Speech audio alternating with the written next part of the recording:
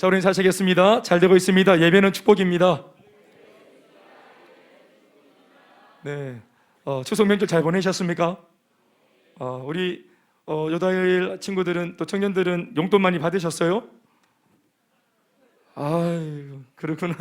예, 알겠습니다. 안 줍니까? 네. 네. 예, 우리 옛날 참 추석에는 참 그 추석이 참 되게 설날보다 더 좋았던 기억이 많은데 수고 많은 날 잘 못 보는 그 아재들 또 숙부 이런 분들 이름도 잘 모르겠는데 돈 많이 주는 분들, 저분은 2만 원 주시는 분, 저분은 5만 원 주시는 분, 저분은 처음에 2만 원 주셨다가 맥주 한 잔 모으면 5만 원 주시는 분, 뭐 이런 우리 그 데이터들이 있어요. 그래서 또 용돈 받으면 바로 쫓아가서 아유 어머니 그렇게 사지 말라고 하는 또 화약 총 사가지고 얼마나 화약을 꽂아가지고 또 금년마다 또 이게 또 늘 업그레이드가 되어가지고 거의 뭐 진짜 총에 방불하는 총들이 나와서 또 나중에는 우리가 또 개조해가지고 비비탄 꽂아서 또 막 쏴가지고 비비탄이 튀어나가서 동네 들고양이 맞추고 다니고 그랬던 어릴 때는 몰라가 철이 없어가지고 아유 지금 보면은 참 우리가 위로해주고 격려해줘야 될 그 혼자 사는 그 부인 계셨는데요. 사정을 다 알지 못하지만 아주머니가 혼자 사셨어요. 근데 그 집에 저희가 그렇게 포금탄, 화약 던지고 콩알탄 던지고 해서 아줌마 못 살게 굴고 그랬던 기억이 나요. 그 집은 아저씨가 안 뛰어나오거든요. 그래서 어릴 때 그런 거 참 우리 못 돼가지고 뭐 놀이 문화가 없으니까 그렇게 요즘에 또 뭐 이렇게 TV 보니까 뭐 오징어 게임 이런 게 유행하던데 우리 오징어 게임이라 있습니까? 우리는 대구 쪽은 오징어 가생 그랬거든요. 오징어 가생 그러면 이제 완전 뭐 옷 다 찢겨지고 뜯어지고 그래서 난리가 나지. 추석 빔으로 샀던 운동화, 새하얀 운동화 나이스 이런 거 나이키까지 못 사고 저 번개시장 가가지고 나이스 이렇게 그 신발 딱 보면은 이게 분명히 바지가 딱 내려와 있는데 앞쪽에는 분명히 이렇게 쫙 꺾여서 올라가는데 이게 선이 하나 더 그어져 있어요. 나이스 이런 거 신고 그 오징어 가생하다가 발로 밟혀갖고 막 그리 화나가지고 또 열받아서 막 또 찌뜨고 싸우고 뭐 이렇게 했던 기억들 그런 추석들이 기억이 납니다. 저는 뭐 이번에 아이들 집사람이 지금 뭐 격리 중이라서 어떻게 할까 하다가 아이들하고 같이 극장을 한 2번 정도 갔던 것 같습니다. 영화도 같이 보고 또 좀 놀아준다고 애를 썼는데 좋은 아빠가 돼보려고 꽤나 애를 썼는데 애들의 평점이 어떤지 잘 모르겠어요. 네. 어떻게 여러분들은 좀 뭐 괜찮은 추석 명절 보내셨습니까? 네, 괜찮으셨어요? 네, 아멘으로 받으십시다. 시국이 이래가지고 애를 써야 또 우리 평정심을 찾을 수 있는 것 같습니다. 오늘 우리 말씀은 믿음의 6화원칙 시리즈 중에서 5번째 시간입니다. 어떻게 하는 시간이죠. 우리 한번 또 손가락 꼽아가면서 한번 해볼까요? 처음부터 6화원칙을 시작. 누가, 언제, 어디서, 무엇을. 오늘 5번째 뭐라고요? 어떻게. 그래서 오늘 제목은 어떻게 믿을 것인가 하는 제목으로 말씀을 듣겠습니다. 연거푸 말씀드리지만 이것은 그냥 우리가 이런 시리즈가 있구나 하는 것이 아니라 테마가 뭐냐 하면 건강한 믿음 또 온전한 믿음, 믿음에 대한 성경 말씀의 가르침을 배우는 시간입니다. 그래서 말씀을 들을 때 내 믿음을 진단하는 시간 될 수 있기를 바랍니다. 따라합시다. 어떻게 믿을 것인가? 적어도 이 질문은 예수 믿는 사람한테 던지는 질문 같아요. 그죠? 너 믿느냐? 이 질문을 넘어섰어요. 믿긴 믿는데 중요한 것은 어떻게 믿을 것인가 하는 이 방법론에 대한 이제 고민이 일어난 것입니다. 제가 뒤에서도 다루겠지만 이 어떻게라고 하는 방법론을 고민한다는 것은 이 사람이 적어도 어떤 사람인 것입니까? 하나님을 향하여서 이미 예수를 믿고 있고 하나님을 사랑하는 마음이 있는 거예요. 신뢰하고 사랑하는 마음, 고마운 마음. 이 감사와 고마운 마음은 신앙생활을 많이 안 해도 오늘 우리 정훈이처럼 예수를 간 믿어도 죽고 싶었던 나를 살게 만드신 하나님 앞에 감사가 있는 거예요. 나이가 안 많아도 이렇게 젊은 어린아이, 뭐 젊다 못해 어린아이도, 너 어리지? 그래. 어린아이에게도 이렇게 하나님의 성령이 감동을 주시면 감사가 어떤 게 감사하고 뭐가 고마운지, 내가 예수 믿고 어떤 게 바뀌었는지를 깨달아 알 수 있는 겁니다. 아멘입니까? 자, 그래서 주님 앞에 감사가 생기고 신뢰가 생기면 제일 첫 번째는 고민이 뭘까요? 그 다음 하는 고민이 뭐예요? 예? 예를 들어서 우리 유정이가 지연이, 예를 안 들어도 되겠다 실제니까, 유정이가 지연이를 사랑하는 것은 예가 아니잖아. 둘이 이제 곧 결혼할 건데 지연이를 사랑하는데 사랑이 딱 아다리게 됐어. 성사가 됐다고. 내 사랑을 프로포즈를 받아줬어. 관계가 딱 만들어지면 그 다음 뭘 고민하는 우리가? 고민 안 하나? 그래. 그때부터는 어떻게 기쁘게 해줄까? 어떤 이벤트를 해줄까? 어떻게 하면은 내 여자친구를 행복하게 만들어줄까? 이게 기본이잖아. 그래. 아니면 지금부터 고민을 좀 해봐야 돼. 어떻게라는 방법론은 이게 기본이 관계가 만들어져 있을 때, 그 사람과 나의 관계가 이미 형성되었을 때 거기에다가 사랑하는 감정까지, 고마운 마음까지 곁들여진다면 그 다음에 자연발생적으로 일어나는 고민은 어떻게 하면 좋을까? 어떻게 내 이 사랑을 감당할 수 있을까? 내가 어떻게 잘해줄 수 있을까? 이 방법을 고민하게 되는 것이죠. 네. 연애를 안 해보셔가지고 그러나, 오래돼서 그러나, 저는 이제 아빠로서 지금은 이제 아내보다는 아이들한테 어떻게 저 나름대로 고민하는데, 그렇죠. 관계가 확실하면 그 다음에는 어떻게, 이게 당연한 고민이에요. 신앙도 마찬가지입니다. 내가 예수를 믿어 내가 어떤 은혜를 받았는지, 내가 예수를 믿고 구원받기 이전에 내가 어떤 상태에 놓여 있었던지를 내가 뒤늦게라도 알게 되어지면, 와, 내가 정말 시급했다, 내 정말 엄청난 자리에 있다가 진짜 엄청난 구원을 받았네, 이게 깨달아지면은 그 다음부터 어떻게 되어져요? 어떻게 내가 하나님 앞에 내가 나아갈까? 내가 어떻게 이렇게 고마운 주님 앞에 이 보답을 해드릴까? 이게 고민이 되는 거죠. 아멘이시죠? 이건 인지상정이고 너무나 당연한 겁니다. 이 고민이 없다는 것은 관계가 아직까지 제대로 안 돼 있다는 거예요. 예수 믿은 지 이제 우리 얼마 안 된 우리 정나원 자매는 이 고민을 좀 하고 계시죠? 나원 자매 어떠세요? 하나님 앞에 또 우리 셀 앞에 내가 이렇게 은혜를 받고 도움 많이 받았는데 내가 어떻게 하면 우리 셀에 좀 도움이 될 수 있을까? 내가 이제 하나님 앞에 어떻게 기여할 수 있을까? 이번에 그래서 우리 나원 자매는 본인이 행복 모임으로 전도받아 교회에 왔었는데 이제 이번 시즌에는 본인이 행복 모임을 열고 복음을 전하고 있습니다. 어떻게 하면 좋을까? 하나님이 뭘 기뻐하실까? 이게 궁금해지는 거죠. 그게 정상입니다. 교회 안에서 흔히 사용하는 교회 홍보용 카피 문구에는 이런 것이 있습니다. 아마 들어봤을 것 같은데요. 인생의 방황은 예수를 만나면 끝나고 신앙의 방황은 우리 교회를 만나면 끝난다, 이런 말 들어보셨죠? 그런데 이 표현은 우리 예수 믿는 사람들이 사실상 우리 입으로 직접 사용하기에는 그다지 유쾌한 표현은 아닙니다. 이런 문구가 교회 홍보용으로 교회에 의해서 쓰이는 것은 대단히 유감스러운 일입니다. 인생의 방황은 예수를 만나면 끝난다, 이건 물론 맞는 말이죠. 그러나 제가 지금 고민을 좀 하는 것은 뒤에 있는 내용입니다. 신앙의 방황은 우리 교회를 만나면 끝난다는 이 말이죠. 꼭 우리 교회를 만나야만 신앙의 방황이 끝난다 하는 이 말을 교회 스스로가 하는 것은 대단히 비극적인 상황인 것입니다. 우리 교회 말고 다른 교회는 소망이 없다는 말로 들려줄 수 있기 때문이며, 마치 우리 교회를 만나야만 이런 류의 방황이 끝난다고 하는, 어쩌면 교회끼리의 경쟁을 우리 스스로가 부추기거나 인정하는 표현인 것 같아서 사실 속상해야만 합니다. 그러나 부인할 수 없는 우리 한국 교회의 현실은 이 말처럼 이 땅 모든 교회가 사람들의 인생 방황과 또 성도들의 신앙 방황을 끝내주는 곳이 되어야 마땅하다고 저 자신이 말하고 있긴 하지만 실제로는 그렇지 못한 것이 사실입니다.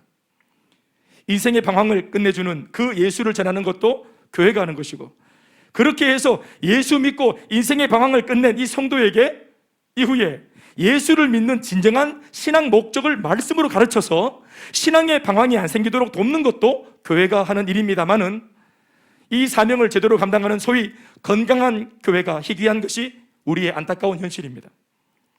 이것은 오늘 예수를 믿는 성도인 우리 모두의 기도 제목이자 애통의 제목입니다.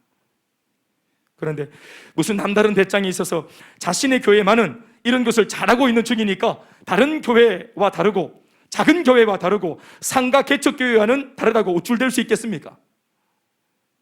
우리가 아무리 잘해도 결국 하나님의 나라의 비전은 이 땅 모든 교회들이 함께 연합하여 함께 힘쓰고 함께 애써 이루어가야, 함께 만들어가야 할 공동의 비전이기 때문에 절대로 교회는 세상 기업처럼, 회사처럼 우리가 저들보다 낫다는 표현을 해서는 안 될 줄로 믿습니다.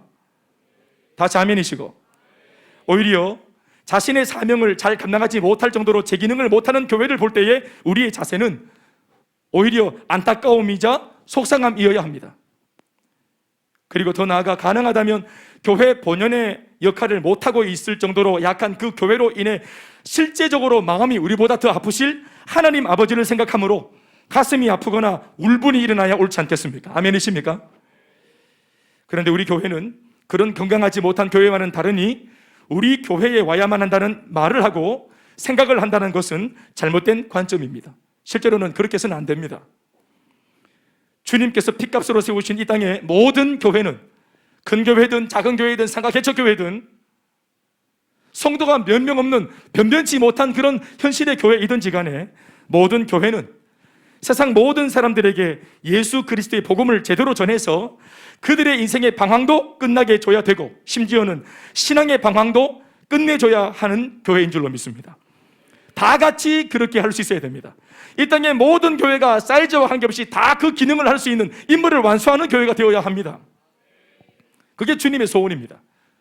이 땅에 교회를 세우신 하나님 아버지의 소원입니다. 경쟁하라고 보내신 것이 아닙니다.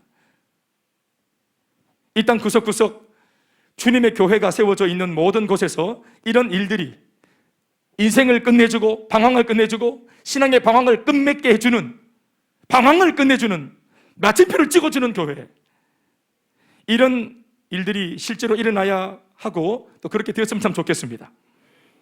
그렇게 할 때 교회를 통해 세계 복음화, 민족 복음화, 지역 복음화는 더 가속화될 줄로 믿습니다. 그러나 다시 말하지만 안타깝게도 현실은 그렇지 못한 형편입니다. 인생의 방황은 예수를 만나면 끝나는 줄 아는 성도들이 말은 잘하면서도 실제로 그 복을 주실 수 있는 유일한 예수님을 정작 그들이 알면서도 전하지 않습니다. 전하지 않고 소개해 주지 않는데 어떻게 그 무지한 인생들이 스스로 예수를 만나러 나올 수 있겠고, 전하는 이가 없이 어찌 들을 수 있고, 듣지 못한 예수를 어찌 믿을 수 있겠습니까? 그러니 우리가 교회 안에서 예수 천당 불신 지역이라고 구호만 외치지 말고, 물이 바다 덮음같이 여호와를 인정하는 것이 온 땅에 가득했으면 참 좋겠다 노래만 부르지 말고, 그렇게 할 수 있는 유일하신 예수를 실제로 먼저 알고 있는 성도들이 전하는 전도자가 되어줘야 하는 것입니다. 세상은 구호 외친다고 바뀌는 것이 아닙니다. 눈물 흘리고 있다고 바뀌는 것이 아닙니다. 안타까워한다고 바뀌는 것이 아닙니다. 복음을 전해야 바뀌는 것입니다. 더불어 이 구호를 보며 생각해 봐야 할 한 가지는, 그렇게 예수를 믿게 되어 인생의 방황은 끝났다 해도 두 번째 방황이 남아있다고 하는 이 말을 주목할 필요가 있습니다. 인생의 방황은 예수 믿으면 끝나지만 그러나 신앙의 방황이 있을 수 있다.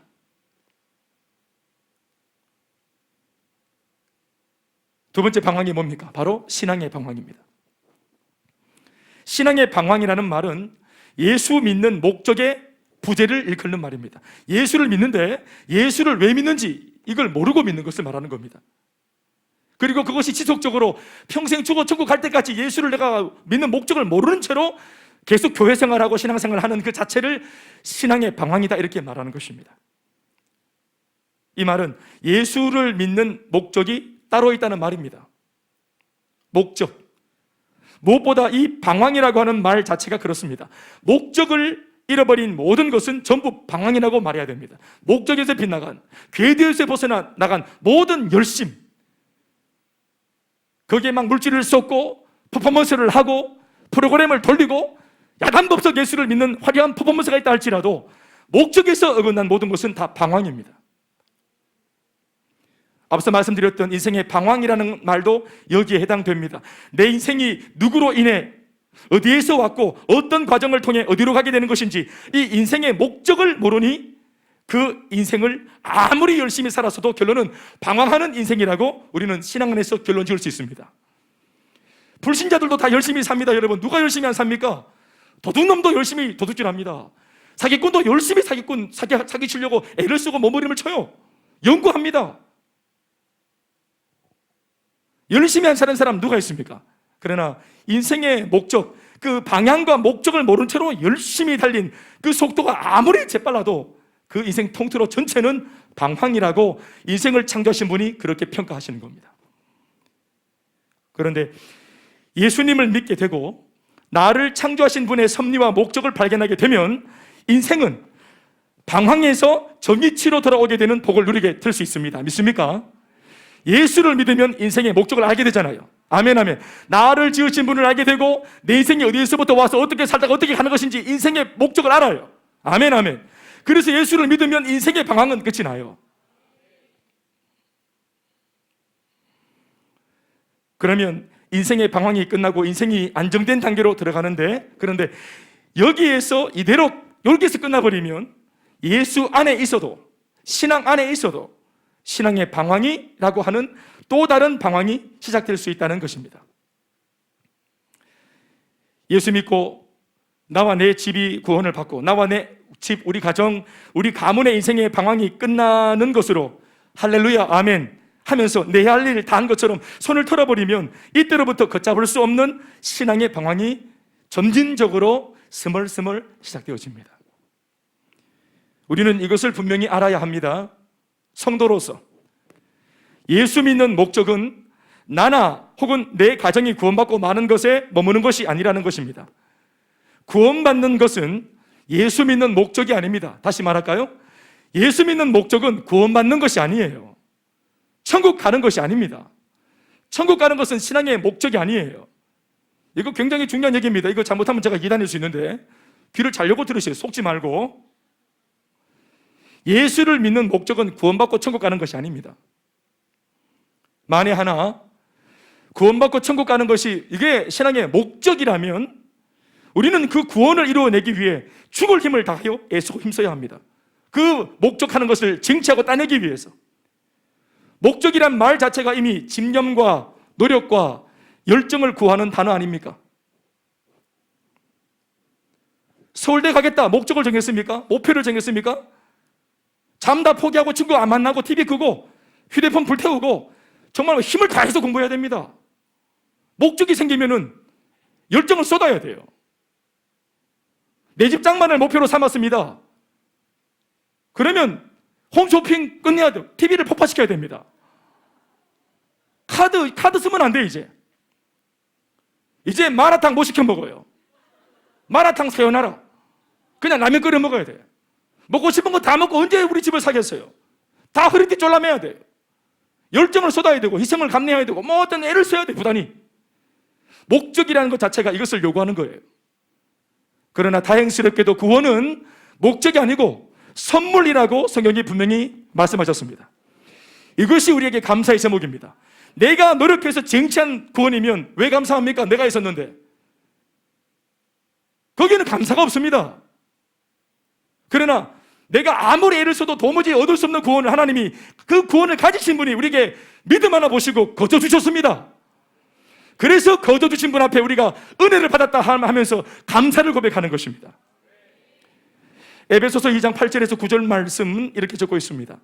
너희는 그 은혜에 의하여 믿음으로 말미암아 구원을 받았으니 이것은 너희에게서 난 것이 아니라 너희의 노력이나 너희의 공로가 아니라 너희가 애쓰고 힘써서 가진 것이 아니잖아.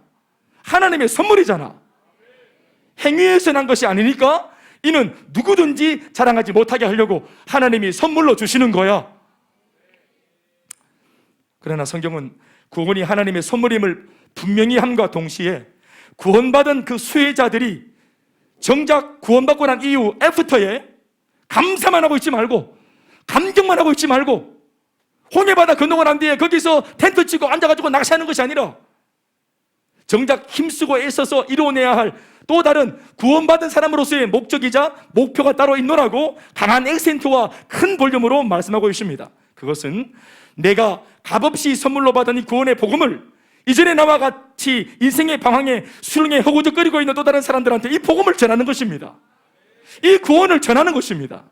이 예수님을 전하는 것입니다. 한마디로 전도와 선교입니다. 전도와 선교는 애쓰고 힘쓰고 열정을 쏟아야만 가능한 것입니다. 구원은 선물로 거저받고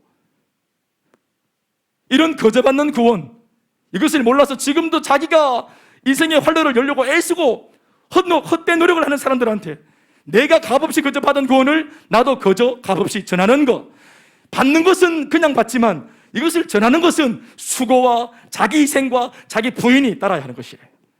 여기에는 수고가 없지만 여기에는 수고가 따른다 이 말입니다. 이것이 목적입니다. 예수 믿는 목적은 여기에 있는 것입니다. 구원은 선물이고, 아멘이십니까? 물론 영혼을 살리는 그 궁극의 사역은 틀림없는 성령님의 사역이고 하나님의 은혜의 영역 속에 있는 하나님의 사역입니다. 그러나 그 생명의 복음을 불신자들에게 들고 가서 발품 팔아 쩌벅쩌벅 걸어가서 문 두드리고 만나서 이 복음을 전하는, 그들과 대면하고 그들에게 이것을 전하는 수고를 마다하지 않고 기꺼이 해내야 하는 이 일은 틀림없이 먼저 구원받은 우리들의 몫입니다. 이것이 바로 신앙의 목적이에요. 좀 더 이것을 확장시켜 해석하면은 예수 믿는 성도는 사업하는 목적도 여기에 준해야 됩니다. 예수 믿는 성도는 학생으로서 공부하는 목적도 여기에 준해야 되는 것입니다. 하나님의 영광을 위해 우리가 공부하면 하나님이 지혜를 주십니다. 우리가 하는 사업자의 복을 주십니다. 우리에게 건강을 주십니다. 그렇지 않겠습니까? 그래서 우리가 내무부 소속으로 있다가 국방부 부름받고 우리가 나라 부름받고 국방부 소속이 되어진 군인이 되어지면은 의식주는 나라가 다 해결하지 않습니까? 나라 지키는 군인, 의식주는 나라가 다 해결해 주는 거예요.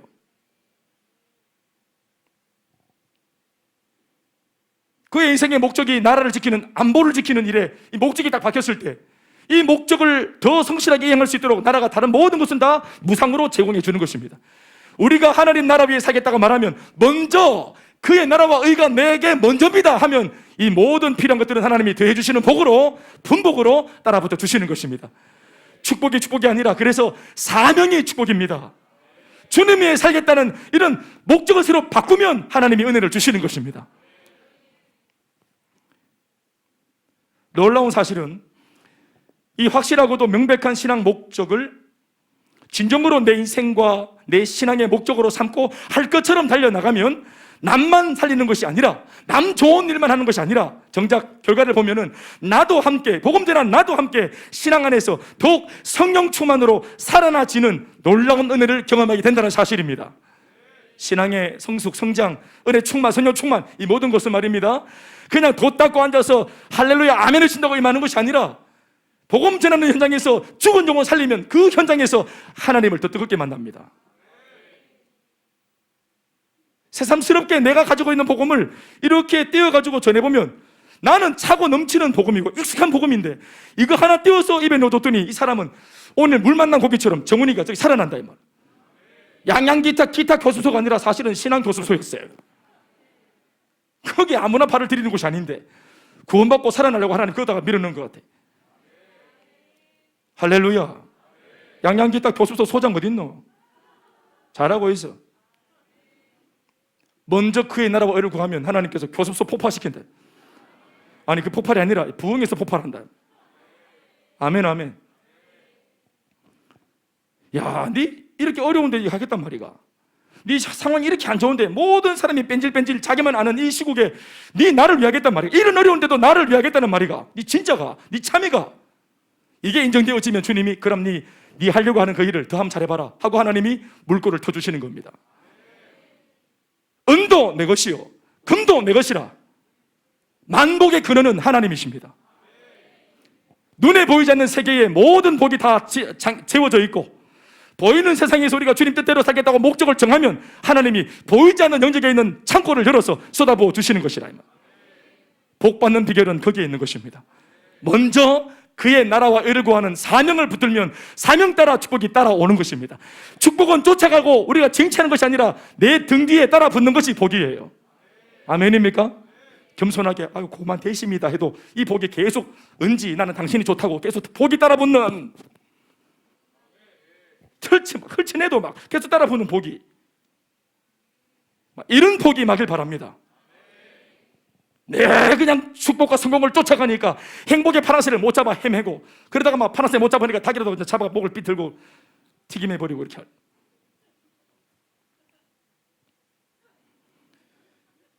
부인할 수 없는 우리 장로교의 강조점 중에 선이 굵은 주제 한 가지가 뭐냐 하면 부인할 수 없는 게 성화라고 하는 거 있어요.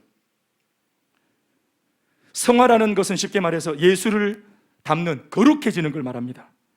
혹은 이것을 더 뛰어넘어서 작은 예수가 되는 우리의 중요한 교리입니다.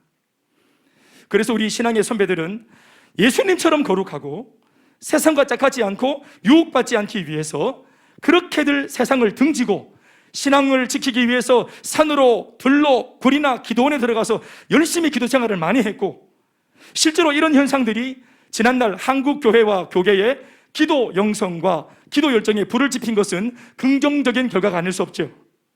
또 이런 모습이 전 세계 교회에 알려지면서 한국 교회만의 독특한 트레이드 마크가 된 것도 사실입니다. 그래서 전 세계 교회 어디를 가더라도 한국 교회에서 왔다 그러면 다소 신령한 사람으로 봐주던 시절이 있었던 것도 사실입니다. 한국 교인이냐고, 주여 주여 삼청하는 것 말이에요. 방언 막 하고 손 막 떨고 막 예언을 하고 병 나수고, 이거 폄하하는 거 아닙니다. 하나님이 하시는 것이죠. 그러나 한국 교회가 홀로 죄 많은 속세를 멀리하고 산으로 들어가서 나 혼자만의 거룩과 경건과 성화를 고집하는 동안에 정작 동시대 한국 사회는 더 변질되고 동시대 한국 사회는 더 많이 고통을 겪는 고난과 시련의 그런 시대를 보내었었습니다. 우리가 교회 짓고 주차장 넓히고 기도원 짓고 영성을 추구할 때, 세상은 더럽다고 등 돌리고 거룩을 추구했을 때, 그러는 바람에 세상이 더 어려워졌습니다. 그렇습니까? 하나님이 이 땅에 교회를 세우신 목적은 세상은 더럽고 초하니까 거룩한 너희들이 거룩을 지키는 가운데 그냥 그렇게 갈라서서 등 돌리고 거룩만 지키라고 보낸 것입니까? 거룩한 너희들이 안 거룩한 세상 속에 들어가서 안 거룩한 저 세상을 거룩하게 만들려고 보내신 것입니까? 후자인 줄 믿습니다. 안식일날 전도하는 거 안 된다요. 안식일 주일날 전도해야 됩니다. 안식일날 신방 가야 됩니다. 예수 있어 안식 있는 우리가 예수 없어 안식 없는 저들에게 이 안식일에도 복음을 들고 가서 복음을 전하고 신방하고 돌아보는 수고를 하는 거, 땀을 쏟는 거, 수고를 하는 날입니다. 아멘입니까? 나만을 위해 살던 것은 다 금지하고 중단하고 하나님을 위해서 일하는 날, 그날이 안식일입니다. 아멘입니까? 그래서 예수님이 안식일날 계속 병자를 보란듯이 고치신 것입니다. 율법을 범한다고 사람들이 말하자 뭐라고 말했습니까? 아버지가 지금도 일하시니 나도 일한다 했습니다. 하나님 아버지 일하시는 하나님, 예수님 일하시는 예수님이시고 성령도 일하시는 예수님, 성령님이십니다. 그런데 그분을 믿는 우리는 왜 이렇게 핑계가 많고 변명이 많습니까? 그럼 아버지가 하시고 예수가 하고 성령이 하시는 일이라는 것이 뭡니까? 어떤 일입니까? 사람의 영혼을 살리고 구원하는 일입니다. 예수 안에서 내가 가진 안식을, 예수가 없어 안식이 없는 사람들을 위해서 복음 전하기 위해 내 안식을 포기하는 것, 그것이 안식의 참 의미입니다. 세상과 섞이는 것 자체만으로도 죄시하고 그런 시절이 있었잖아요. 타락이라고 말하는 통에 날로 더 변질되어가는 이 사회의 죄악과 고통을 한국교회는 복음으로 끌어안고 달래주지를 못했습니다. 이번에 우리 제 후배 선교사님 처남이 장례가 나서 우리 다 아시겠지만 지지난주에 모교회 장례식장에 제가 갔잖아요. 후배들을 한 20년 만에, 후배들을 한 25년 만에 만났습니다. 후배라고 말할 수도 없는 제자들, 선생님하고 따라다니는 아이들, 그 친구들이 벌써 이제 막 30대 중후반 이렇게 넘어서 가지고 왔더라고. 오랜만에 옛날 얼굴 그대로더라고. 대화 이렇게 하는데 어떤 얘기가 나왔냐면, 그런데 이제 우리 후배들이니까 오빠 집사님인데, 여집사님, 교회 오빠는 목사님인데 머리를 투블락 하셨네. 내가 투블락이라 말한 게 아니고 갔더니 투블락으로 잘라주셨대. 오빠가 목회하는 교회 나 안 갈래. 내가 오라 했어요? 왜 했더니 투블락 목사님 이상하다는 거예요. 목사님 투블락 타락했다는 것입니다. 근데 우리 교회 궁금하다 그래서 사진을 보여줬더니 교회가 끔끔해, 시커멓고 이상하다 교회 까맣다고. 여러분, 까만색은 잘못이 없습니다. 까만색은 잘못이 없어. 색깔은 잘못하지 않았어요? 까만색이 어디 성경이 잘못됐다는 말이 있어요? 옛날에 드럼을 놓고 마귀악기라 했어요. 마귀악기. 예찬이는 마귀악기를 치는 마귀 추종자가. 여러분, 이것은 전부 다 가치 중립적인 것입니다. 가치 중립이라. 하나님을 찬양하기 위한 목적으로 사람이 이 도구를 쓰면 찬양의 도구가 되는 것입니다. 문화도, 미디어도, 세상에 지금 문화처럼 보이는 그 많은 매스미디어, 미디어들, 매체들, 우리가 복음 전하는 수단으로 삼아서 우리가 주를 위해 쓰면 복음의 도구가 되는 것입니다. 투블락 조심하십시오. 우리는 예수를 닮고자 한다는 이유로 죄 많은 세상을 등졌지만, 생각해보면 정작 우리가 닮고자 했던 그 예수님은 오히려 죄 많은 세상 속으로 몸소 들어오셨다는 사실을 우리는 발견하게 되는 것입니다. 이 부분을 놓치는 것입니다. 예수님을 잘 관찰하시면 끊임없이 고난 속으로, 끊임없이 문제 속으로, 모든 사람들이 외면하는 사람들의 그 관심이 꺼진 무관심 속으로 주님의 행보는 날마다 거기에 관심이 있었어요. 아멘이십니까? 여기 이것을 기억하십시오. 오히려 진정으로 성화되어 거룩해져서 작은 예수가 되는 진짜 비결은 산에서 독 닦는 것이 아니라 사람 살릴 진정한 복음을 깨달은 성도가 그 복음을 들고 세상 속으로 파고 들어가는 것으로부터 시작하는 것입니다. 거기서 그들과 같이 울어주고, 거기에서 그들에게 참 생명과 복음의 길을 전하고, 그들이 살아날 때 그 회심하는 모습을 보면서 행복하다고 말할 수 있는 그런 우리가 되어질 때, 그 순간 우리는 어제보다 더 예수님을 닮아 있게 되는 것입니다.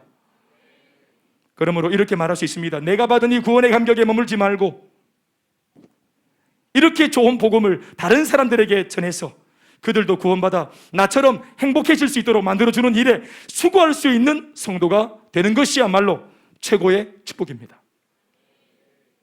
결국 우리는 사역할 때, 주님 나라 위에 사역할 때 성화될 수 있다는 결론에 이르게 됩니다.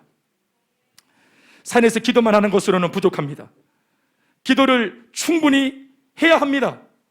그러나 기도를 충분히 한 후에는 반드시 그 기도한 목적을 이루기 위해서 세상과 현장 안으로, 고통하는 사람들이 있는 그 삶의 현장 속으로 신속하게 들어가야 합니다. 코로나19, 우리 지금 비대면 이 상황, 사회적 거리두기 상황, 이런 상황 속에 확진자 치료와 방역에 애쓰는 의료진들을 보면 우리 큰 도전을 받지 않습니까? 그 방역복 오리지널로 입으니까 얼마나 그게 외계인처럼, 우주인처럼 땀을 비처럼 쏟으면서 무게도 상당한데, 그 간호사들 보면 연약한 여자아이들이 그래봐야 20대 초중반입니다. 간열이고, 물론 뭐 개중에는 또 안 그런 분도 계시지만 그 연약한 여자분들이 그걸 쓰고 다니면서 얼굴에 이거 고글 자국이 그대로 남고 오래되어서 그게 막 이렇게 괴사가 일어나고 하는 그런 장면들을 보면 정말 우리 가슴이 뭉클하지 않습니까? 원래 그것이 예수 믿는 우리가 하는 일이었어요. 초대교회 당시 예수 믿는 사람들에게 독특한 별칭들이 많이 붙었었습니다. 크리스티아누스, 크리스찬이라는 이름은 예수쟁이들, 이런 말은 저 뒤에 공식적으로 들은 별명이고, 사도행전 11장에도 나와 있죠. 안디옥 교회의 성도들이 그 별명 받았잖아요. 그런데 그전에도 많은 별명이 있었습니다. 그 중에 한 가지가 뭐냐면 파라볼라노이라는 이름이 있어요. 그게 우리 별칭입니다.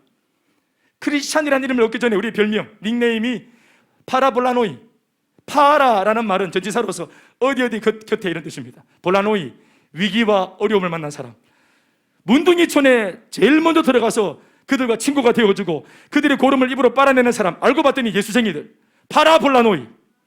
아멘이십니까? 위험과 고난과 어려운 사람 곁에 누가 가겠습니까? 그런데 그들 곁에 옛날에 서셨던 그 옛날 예수처럼 이제는 그분이 없는 이 땅에 예수 닮은 사람들이 이 문제와 고난 속에 그 곁에 서서 우리가 있으니 두려워하지 말라고 틈을 내어주고 곁을 내어주는 사람들, 눈물을 닦아주고 고름을 빨아주는 사람들, 파라폴라노이. 사랑하는 여러분, 그것이 오늘 우리의 교회의 임무고 사명인 줄 믿습니다. 신앙의 방향이 사색이나 묵상하는 신앙에서 사역하는 신앙으로 전환하게 되면 오히려 더 많은 기도와 더욱 진지한 기도가 그 사역자에게서 토해져 나옵니다. 아멘입니까? 제가 우리 두날개 하면서 복음 전하고 선교에 힘을 낸다 했더니, 양종한다 했더니 많은 사람들이 비아냥거리면서 기도지, 우리 교회는 기도 영성인데 뭐 기도하냐고 그럽니다. 여러분, 전도하는데 기도 안 하고 할 수 있습니까? 행보 모임 갈 때 기도 안 하고 할 수 있겠습니까?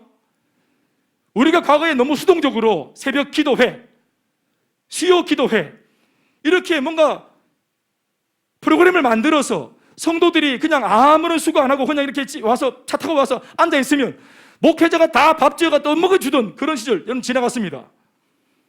코로나 시국에 비대면 되어지니까 내 옆에 목사가 있습니까? 내 옆에 신앙의 선배가 있습니까? 내 혼자입니다. 여러분, 여러분들 안에 복음이 있어야 돼요. 여러분들 안에 훈련되어진 영성이 있어야 되는 것입니다. 누구 못 찾습니다 이제는.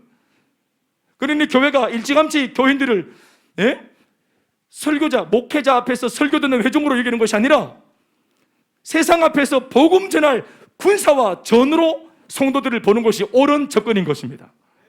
아멘입니까?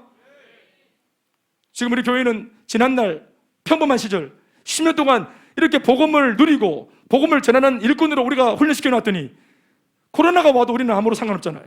여전히 우리는 전도하고 있고 아무것도 바뀐 것이 없습니다. 아멘이십니까? 마스크 쓴 것 말고는 아무것도 바뀐 것이 없습니다. 다 돌파할 수 있습니다. 유혹을 이길 수 있습니다. 보디발의 안에 손으로부터 옷을 찢으면서 달아날 수 있습니다. 아멘, 아멘.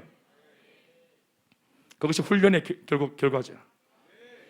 사역을 시키면 더 기도하게 됩니다. 전도와 선교가 눈앞에 떨어졌다, 더 메어 달릴 수밖에 없습니다. 셀리더가 되었다, 안 셀리더일 때보다 셀리더가 되어지면 기도하지 말라 해도 기도를 못하게 하는 것이 저주입니다.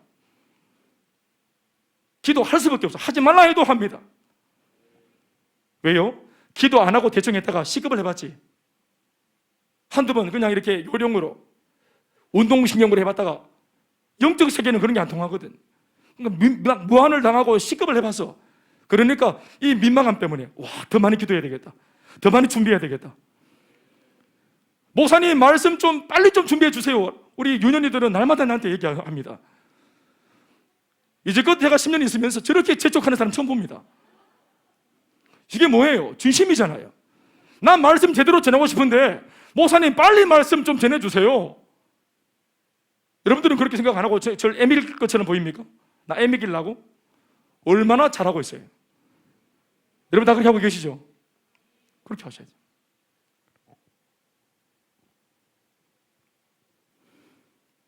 사역을 맡으면 정신이 번쩍 듭니다. 완전. 목회자가 되어서 정말 좋은 점이 이런 점입니다. 목사 안 됐으면 얼마나 놀기 좋아하고,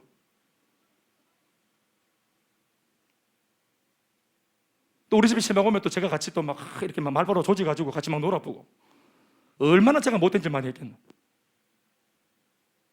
성질도 이상해가지고 얼마나 불순종하고 목사님 괴롭히고. 후배들한테 얘기했습니다. 이 D교회의 부흥을 위해서 목사님, 하나님이 나를 목회자로 불러낸 것 같다고. 너희들끼리 있는 게 보기 좋다. 내가 만약 이 교회에 지도에 있었으면 너 어떻게 되겠노? 상상도 하지 말자. 이것을 놓고 학자들은 익히 이것을 실천신학이다 이렇게 불렀는데, 저는 개인적으로 실천신학 말고 실전신앙, 실전영성, 기도도 실전에 써먹을 수 있는 실전기도라고 부르길 원합니다. 아멘, 아멘. 태권도 4단 맞나? 품새 한번 잡아봐. 자, 일어나봐. 태극 8장 준비. 자, 시작 하면 저 품을 딱 잡아봐. 자, 끄집어내야지. 해봐자. 해봐자. 시작. 기억이 안 나나? 사범이잖아. 알았어. 태권도 교수수 참 차려봐라. 자, 뭐 태극 8장 뭐 이런 게 있어요. 이런 게 있겠지. 있겠죠. 우리 뭐 군대에 가서 뭐 군복 입으면 1단 아닙니까? 일단 군화 신으면 2단이고 이마. 예, 저도 태권도 1단, 합기도 1단. 우리 딱 품새가 있어요. 근데 길 가다가 깡패를 만났어. 황제의 깡패를 만났다. 잠깐만 있어봐라. 언제 태극 8장이가 언제 절로 가겠노? 가다 또 돌아온대 일로 또. 절로 언제 가노? 품새 잡고 자세 잡고 언제 하겠어요? 실전에 바로 투여돼야지. 실전에 바로 써먹을 수 있는 호신술. 아멘 좀 하이소. 신앙도 마귀를 만났다. 이게 유혹이다. 내 마음 흔들린다. 오늘만 예배를 째고 싶다. 셀 모임 째고 싶다. 목사님께 막 들이받고 싶다. 이럴 때 믿음을 끄집어내어서 내 안의 욕구를 제거하고 정욕을 제어하고 민첩하게 그 유혹에서 벗어날 수 있는 은혜가 있길 바라는 것입니다. 써먹을 수 있는 신앙. 우리가 경험을 통해 알게 된 것 하나가 있죠. 한 사람의 영혼을 복음으로 살린다는 것은 쉬운 듯 하면서도 인간적으로는 어렵다는 것 말입니다. 엄청난 수고가 뒷받침되어야 하고 사역하는 당사자는 이것을 익히 알고도 이미 마음에 남다른 각오를 해야 하는 것입니다. 아멘이시죠? 우리가 아는 바와 같이 우리가 다른 이들에게 복음을 전하는 수고를 한다 할 때 이 수고라는 것에는 단순히 입으로만 전하는 수고만 말하는 것이 아니라는 사실을 우리는 알고 있습니다. 어떤 수고예요?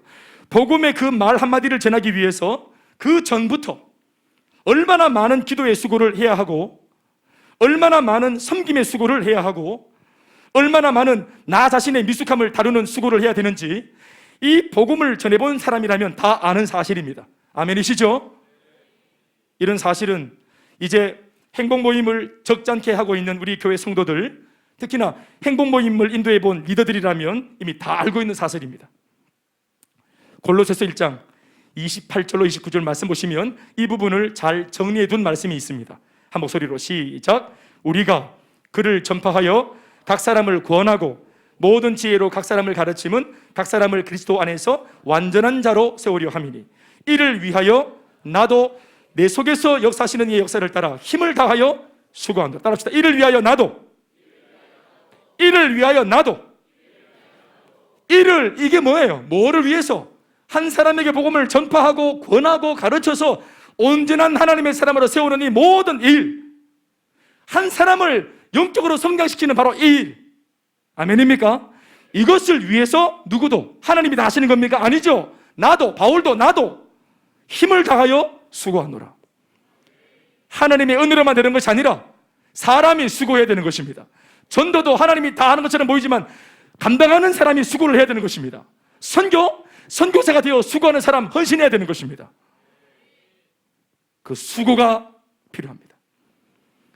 한 사람의 인생의 방황을 막고 심지어 예수 믿게 된 그 성도의 신앙의 방황을 막아주는 일에 수고를 하는 것은 교회의 존재 목적이자 한 성도의 신앙생활에 있어서도 반드시 붙들어야 할 신앙의 목적입니다. 오늘 우리는 어떻게 믿을 것인가 하는 질문을 스스로에게 던지는 것으로 메시지를 지금 듣고 있습니다. 어떻게 믿을 건가? 나 어떻게 할 건가? 우리가 어떻게 믿을 것인가 하는 이 질문은 우리가 어떻게 하나님을 사랑할 것인가 하는 질문과 같은 것입니다. 구원받은 하나님의 사람으로서 나 지금부터 어떻게 하나님을 믿을까? 어떻게 주님을 믿어야 될까? 이 고민은 나 이제 앞으로 하나님을 어떻게 사랑해 나갈까? 어떻게 내 사랑을 표현할까?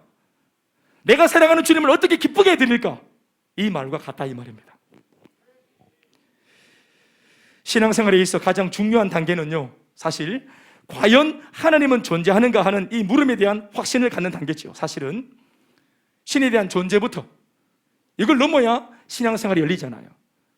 만약 하나님을 인정하고 믿게 되는 것으로 이 첫 관문을 통과한 성도가 과연 되었다면 바로 맞닥뜨리는 다음 단계 고민은 틀림없이 어떻게로 이어지게 되어 있습니다. 제가 그래서 여인을 사랑하게 되어지면 이제 교제하자, 교제를 받아주세요, 프로포즈 받아주세요. 오케이! 사인을 받으면 그 다음부터 어떻게 꽃을 갖다 드릴까? 반지를 꽂아 드릴까? 스테이크를 썰일까? 어떻게를 고민하게 되는 것처럼 똑같은 것입니다. 이게 진짜 진심인 사람은 고민합니다. 고민을 안 한다? 진심이 아닌 거예요. 내 안에 생일이 다가온다 고민을 안 하는 거, 그거!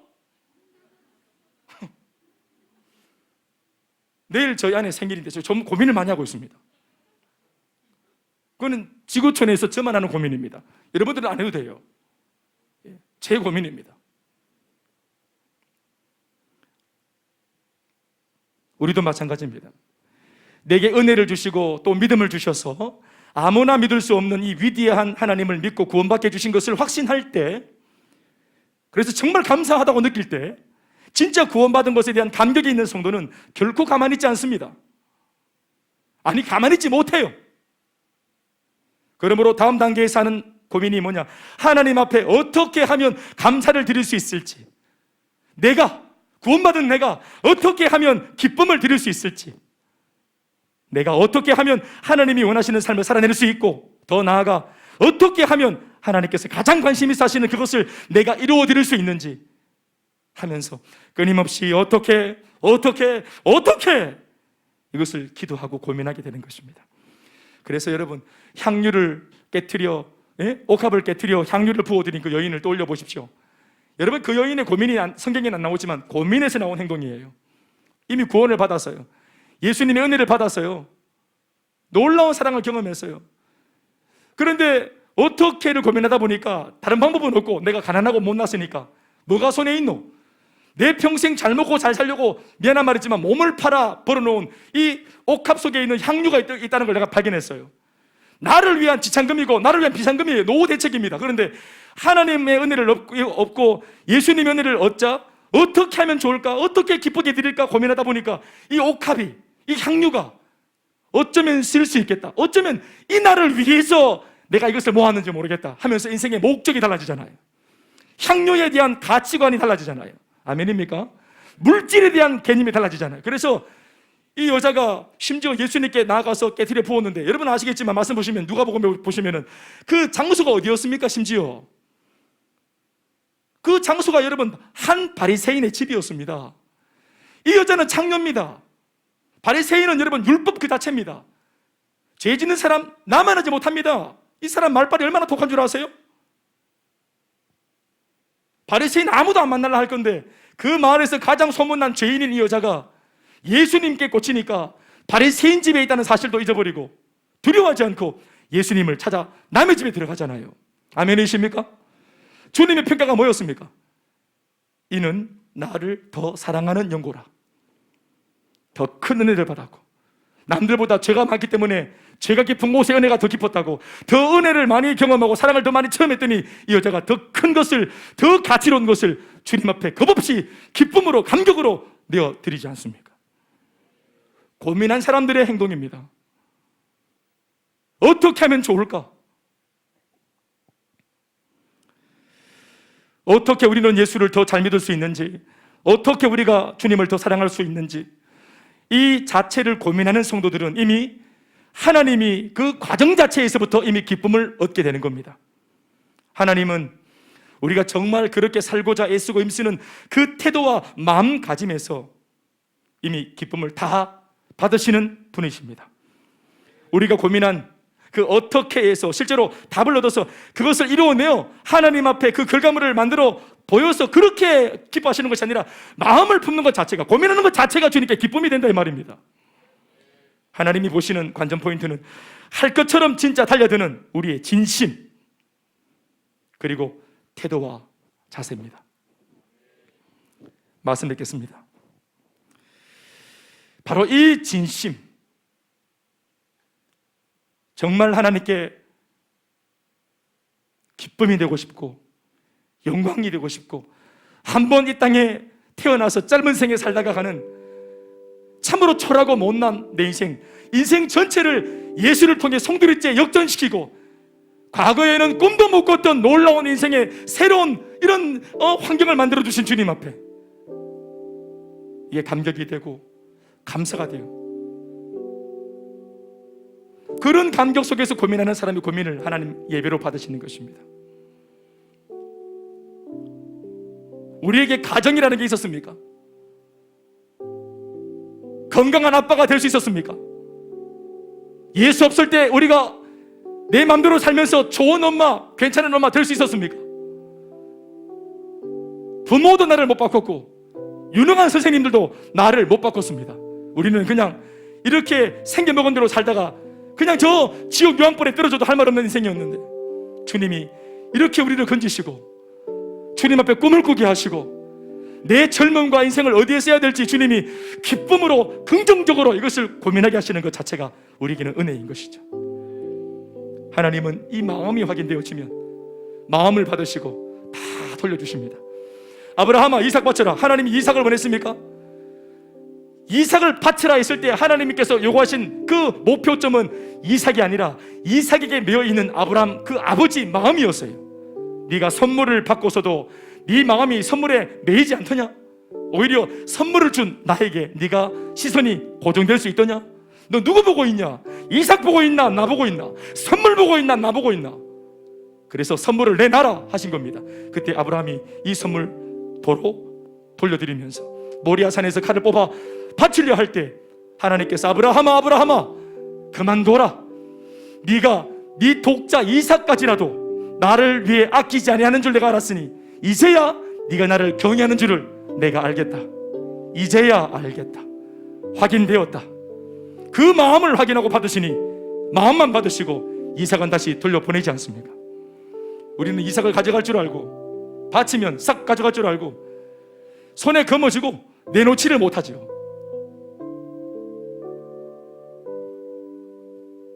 나의 최선에 하나님의 은혜가 부어져서 최고의 것으로 영광 돌리는 인생이 되어야 합니다. 따라합시다. 나의 최선에 하나님의 은혜가 부어져서 최고의 것으로 영광 돌리는 인생이 되어야 한다. 무작정 하나님은 내 마음 다 아시지 하며 자신의 게으름과 태만을 합리화하지 말고 불가능해 보여도 언제나 고민하고 기도하기를 어떻게 하면 좋을까? 비록 내가 지금 더 어려워지고 열악해졌지만 그러나 이 자리에서도 내가 어떻게 하면 무엇을 드리면 좋을까? 기꺼이 할 것처럼 수고하기로 결단을 하십시오. 수고를 무서워하지 마십시오.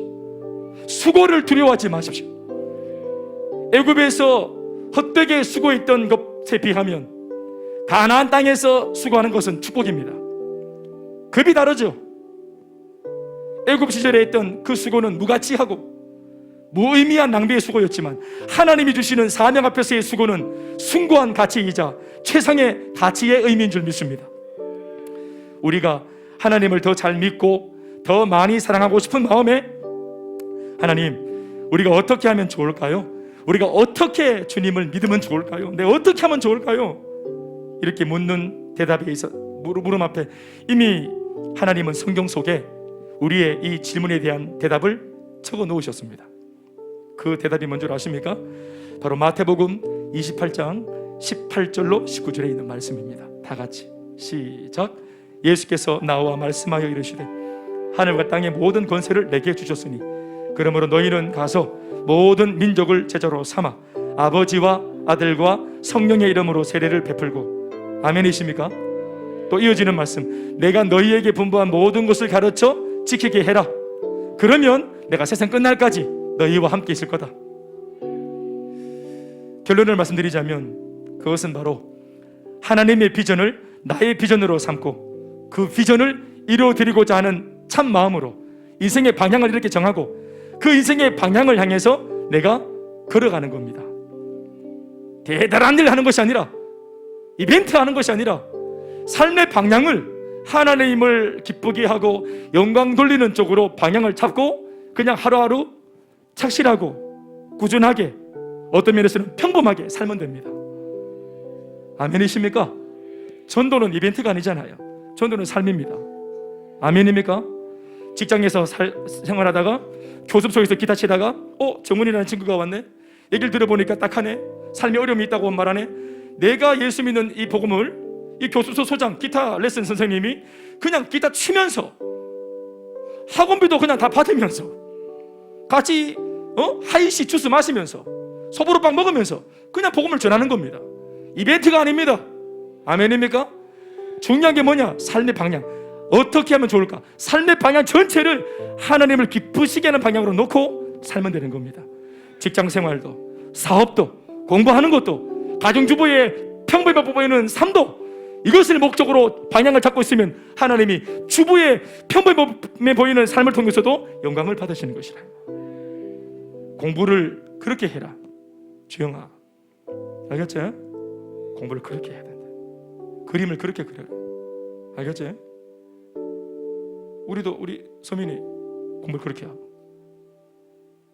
현준이 공부를 그렇게 하고 할렐루야, 그렇게 해야 된다. 유정이 결혼도 그렇게 해라.